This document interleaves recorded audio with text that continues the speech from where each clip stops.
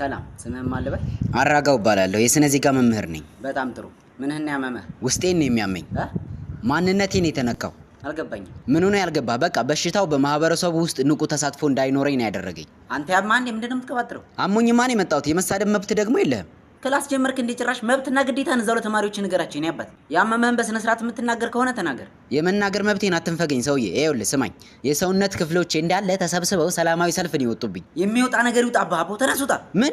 ደንበኞችህን እኮ በስነ ስርዓት የማስተናገድ ግዴታ አለብህ። ይሄኔ ሲቪክስ ዲ ይሆናል ያመጣኸው። ምን አገባ? ኤፍ ነው ያመጣሁት። ውጣ። ማነህ? ተረኛ አስገባልኝ።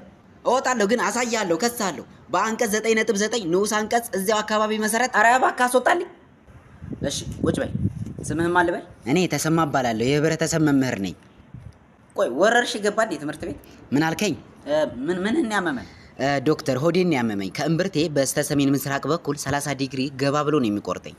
ሰሜን ምስራቅ ቤት በኩል ማለት አልገባኝም። እንዴት ነው የሚያደርገው? ምን መሰለህ ዶክተር፣ ልክ እንደ ስምጥ ሸለቆ ይሰነጥቀኛል።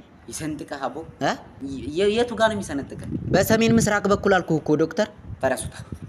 ተረኛ አስገባልኝ። ሰላም ነው ዶክተር? ምን ሰላም አለ? ቁጭ በል። አንተ ማስተማሪ ነህ? አዎ ፊዚክስ አስተማሪ ነኝ።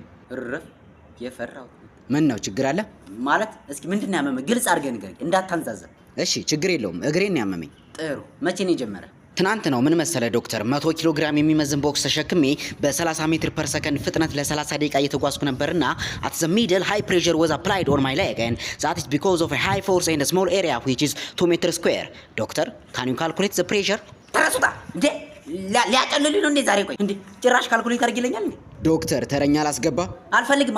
ደግሞ ማትስ አስተማሪ ነው ኤክስን ፈልግ ሊለኝ ነው። ያሁን እንኳን ባዮሎጂ አስተማሪ ነው። አረ ግባ በለው።